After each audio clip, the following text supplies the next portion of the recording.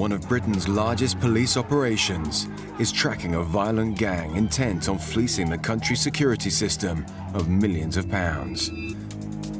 Officers have already missed a vital opportunity to catch the raiders at a depot in Kent and cannot afford to be caught off guard again. Now the cunning team are in their sights, but to bring them down will take major resources, particularly at the hub of the criminal network.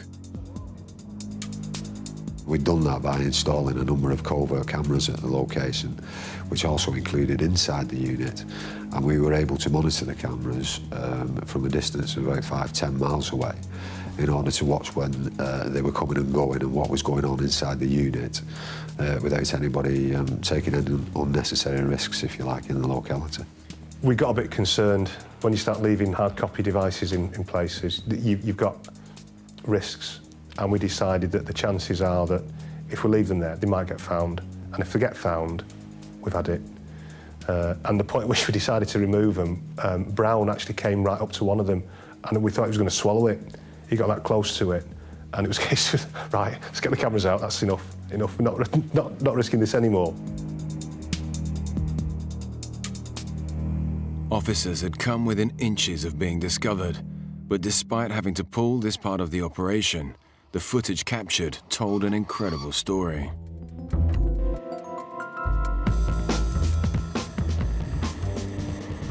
And we see stolen HGV going. So we keep monitoring the progress on this, thinking, right, they're at it again. This is going to be the next robbery vehicle. They paint it, and we keep going and having a look at what's going on. And then they start to rip the floor out of the inside of the back, exposing the cross members. And then what we see being built slowly over a period of days is a ram, a telescopic ram. They'd repainted it. I think they'd repainted it white from blue. You could pull the roll shutter door down and you'd be none the wiser. Lift the roll shutter door up and you can pull the ram out and you could put locking pins in it. And there you had an effective and viable device. And taking no chances, undercover officers continued the surveillance once the cameras were removed. We'd have specially trained officers to get into premises and gather evidence. We'd have a layer of protection around them, and then what they'd do, they'd go in and they'd take photographs, they'd record their observations, they'd take pictures of the ram, and they took pictures of the van, general pictures, and so that when they were coming back to us to tell us what had happened, it was like, yeah, and this is what we've seen. Very rare for you to actually witness an offence taking place. What's even rarer is to be in the position that we were in, where we're watching them prepare, and the evidential opportunities that we came across there were huge. For weeks, vital information was fed back to the robbery unit, and it was clear preparations were being made for another hit. Then Mike and his team received crucial intelligence. We had an indication that they were about to commit a further offence in Poole in Dorset.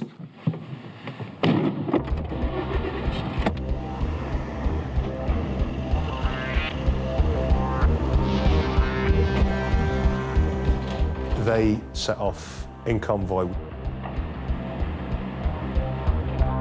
Scroggy leaves Bute Street in the HGV and they all start to travel south. And we're following Scroggy because he's in the vehicle with the ram. That's the one that we're going to stay with because that's the one that's going to be there when the robbery happens, and that's where we want to be. Travelling the length of the country meant nationwide cooperation from each police force and a massive operation. On top of this, officers faced a dilemma. The problem which we had were that there was a number of depots which could have been the intended target, and we hadn't got specific information as to which depot that would be. We were able to identify 3 in the locality. The gang could strike at any of the 3 vaults, and officers knew they were prone to violence, but time was running out and dozens of staff could be in grave danger. We've told the staff in all 3 vaults, just lock it down, get yourself somewhere secure, and stay tight, stay safe till we get there. As the depot staff quickly scrambled to safety, a shock was in store. So we were literally on the phone at the time when the wagon was driven into the wall.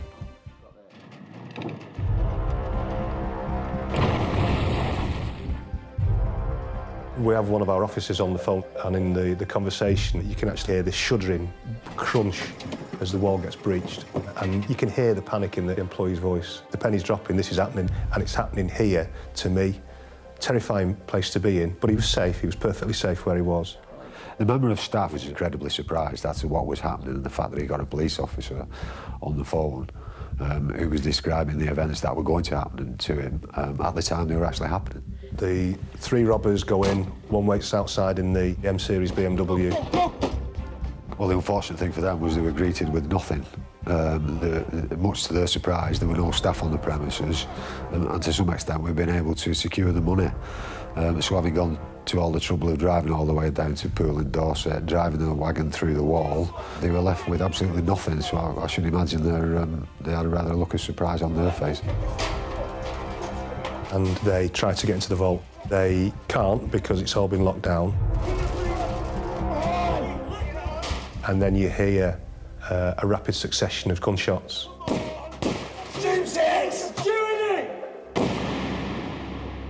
It's very rare, probably unheard of, to have a member of staff from a cash in transit vault on the phone to a police officer whilst it's being robbed. Virtually, I've never known it happen before, and I doubt I ever will again. Despite a futile attempt to shoot the lock from the vault door, there was no way of getting to the cash. Empty-handed, the ruthless gang were now within the premises, and it was time for the police to close in.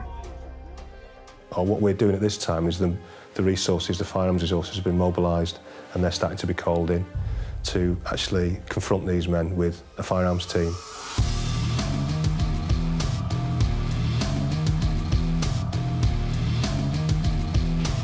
Despite an incredible amount of effort, the thieves were now helpless and could not reach the cash now safely locked in the vault. It seemed like this time, the police were one step ahead. We'd received information that the 4 robbers had been detained and that they'd not stolen anything from the depot. So if you can imagine, the champagne corks were popping at the headquarters. But the celebrations were short-lived. They'd been thwarted, really. They're frustrated in their attempts to steal any cash this time. Come out of the vault, jump into the M-Series BMW and make off.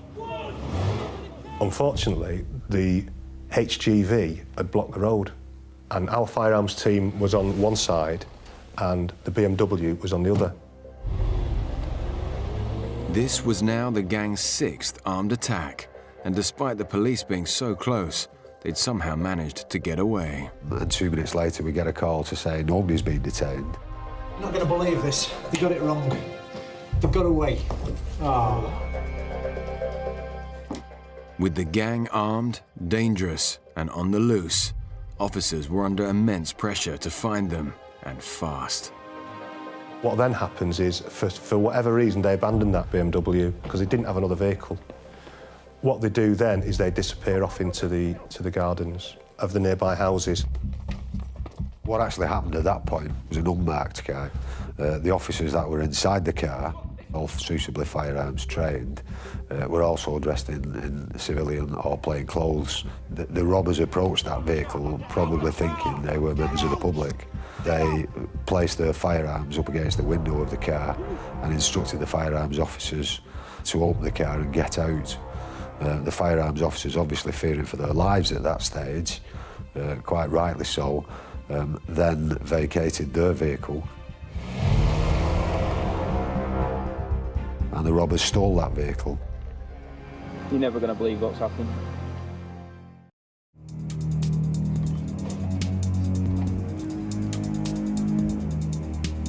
Greater Manchester Police are in the throes of bringing down one of the most prolific gangs ever to hit the UK. Having received intelligence about their next hit, officers raced to Poole in Dorset to arrest the thieves in action. but the result is far from what was anticipated. The gang leave the vault empty-handed, but manage to flee the scene. They come across a Dorset armed response vehicle that was on the outer perimeter. The officers in it have got no idea what's happening. The first thing they see is a guy at my door. He had a gun at my head. I remember the officer who sat on the back seat, and she said she did consider drawing a weapon. The problem was they were in a built-up area. Now, if she'd have started shooting and they'd have started shooting, bullets could have gone anywhere, and you could have had a member of the public shot and, God forbid, killed. So yeah, they made off the Dorset armed response vehicle. The irony of it is at that stage, the robbers didn't even know that they had stolen a firearms police car. With the gang on the loose, each officer knew of the dangers ahead. What we're going to do? They've got away again.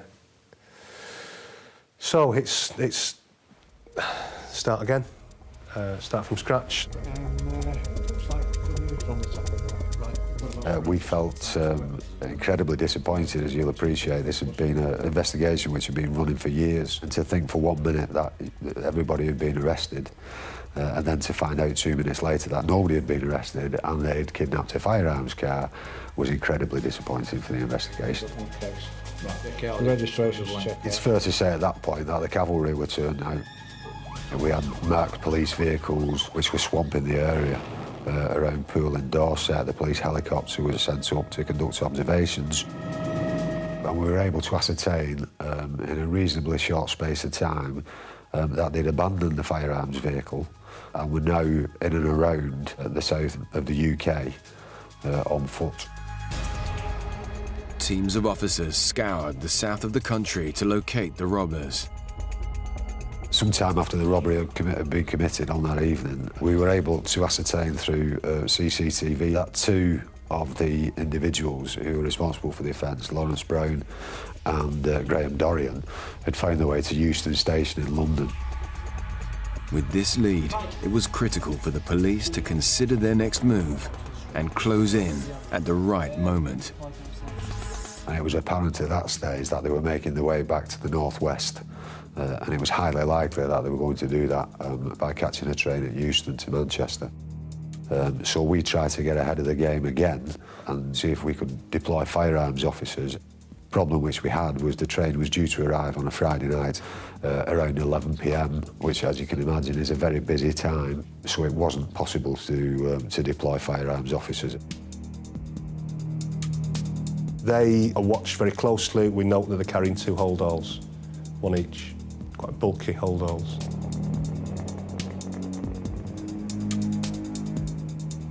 The next thing, we have a sighting of them outside Corner House, which is the picture house in Manchester. It was an incredible pressure cooker situation within the control room. We've got 2 individuals who are armed, who are travelling up to Manchester. We've got them under surveillance by officers who are not armed. With the lack of firearms officers around to assist, Mike and his team had to make a split-second decision. We were left in a dilemma, really, as to what to do with the 2 individuals. So the investigation team, following a very brief discussion, decided that if need be, we would effect the arrest ourselves. And that carried a huge degree of risk at the time. But such was the desire, coupled with the frustration of the investigation team, that we made a decision that night that we were going to arrest them. Show us on. Yeah, we're going to do it ourselves. Over. This was an opportunity which didn't arise very often. If we couldn't catch them at the scene, the next best thing to do was to catch them away from the scene, still in possession of the firearms. Bear in mind, there'd be a huge amount of forensic evidence which would be available to us if we got them that night. And they went out to Corner House, got out of the cars, parked up, and then came round the corner, acting like a group of Saturday night drunks. And it literally happened in a matter of seconds. We were close enough with the instruction that was given by the officer who was nearest to the 2 individuals, and very quickly we had 8 to 10 police officers who had jumped on these 2 individuals. They were forced to the floor and we were able to disarm them pretty quickly. There was quite a violent struggle which happened. As I say, they were in possession of firearms, so we were able really to justify what we were doing. After 2 years following this prolific gang throughout the country, it culminated in a dramatic showdown back in Manchester. With Dorian and Brown now finally arrested, the team had their sights on the other perpetrators. Fletcher's house is searched.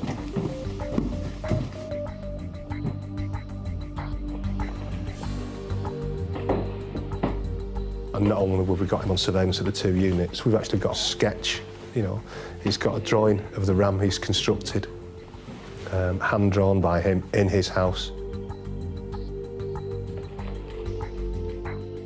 So get out of that one, you know. We've got Dorian and Brown, and we've got Fletcher.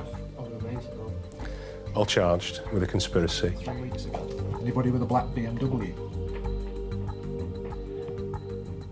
And it was some time before we were able to locate Kennedy and Scroggy. For the record, you're saying no. So Scroggy was eventually detained overseas, and he was brought back to the UK to answer the allegations. Pictures that show you. Nice. Kevin Kennedy had fled to Amsterdam. As officers liaised with the police in Amsterdam, 4 of the gang members went on trial. We went to trial in that November of 1996 with Dorian, Brown, Scroggy and Fletcher. Fletcher pleaded guilty at the outset. I've got a photograph of them. 2 years and 6 violent attacks on, 4 of the gang were found guilty of their crimes. Lawrence Brown received 20 years imprisonment. Graham Dorian, 16. Andrew Scroggy, 12, reduced to 10 on appeal. And David Fletcher, 5 years for their parts in the robberies. Now, the mission was to find the rest of the elusive gang and recover any of the missing millions. We had a breakthrough really towards the end of the criminal investigation as to what they were doing with the money.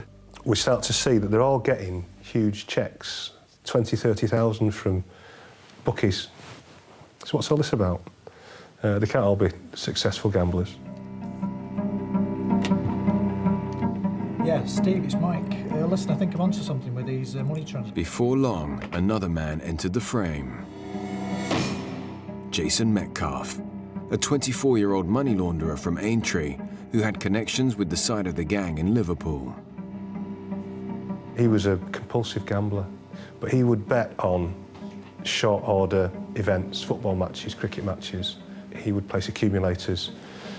And although he was still losing, wasn't losing an awful lot, and he was losing approximately 10 to 15%, which, as far as a launderer is concerned, is highly efficient.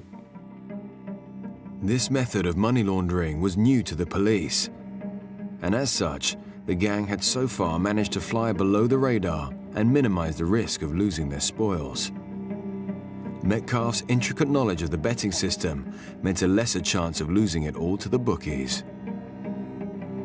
We went through a painstaking analysis of betting slips, over 1,000 betting slips, to try and actually work out how much Jason had won or lost whilst he'd been conducting this process. He used to walk into the bookmakers with anything up to £30,000, £40,000 in any one day. And bet away with that. I mean, the trick with money laundering is to hide it away from the authorities as best they can. So rather than Mr. Brown receiving a cheque for £50,000 on a regular basis from the bookmakers, which might alert suspicions, they found other people who were prepared to take cheques of £5,000, £10,000, sometimes as much as £50,000, and they'd keep it in a bank account with the intention of transferring it at a later stage. The gang's method of filtering the money had allowed them to go undetected for some time, but now unearthed led the police to further leads. We start to move into looking at the other members of the robbery team. We arrest David Hill, and he's brought in, interviewed, and he's charged, goes to trial, as was Metcalf. It's also around this time that we identify where Kevin Kennedy's gone, and he was staying in a flat on Singel in Amsterdam. It was actually cheaper to hire a private jet to bring him in, and we brought him into a small airfield where he was met by a firearms convoy and taken straight to the police station, then to jail. Greater Manchester Police now had who they believed to be the ringleader in Hill and the money launderer with Metcalfe. As they went on trial, Kennedy was brought back to the UK and decided to talk. Kennedy entered a guilty plea. I think Kennedy got 16 years. Hill got 20 years. And Jason Metcalfe was convicted on 3 specimen charges of money laundering, got 5 years on each. So we were very pleased that all those years of efforts had resulted in a lengthy prison sentences. And having traced where the stolen cash was being fed to, the team got one of the rarest results in criminal history. All in all, we recovered about £990,000. And if you remember, there was £1.1 million in cash taken. We recovered almost all of it. Hugely successful recovery, and that went back to Securicorps and Armaguard. Money is the lifeblood of all crime, predominantly. And it's nice to think that when they serve the years, they'll essentially be coming out to nothing.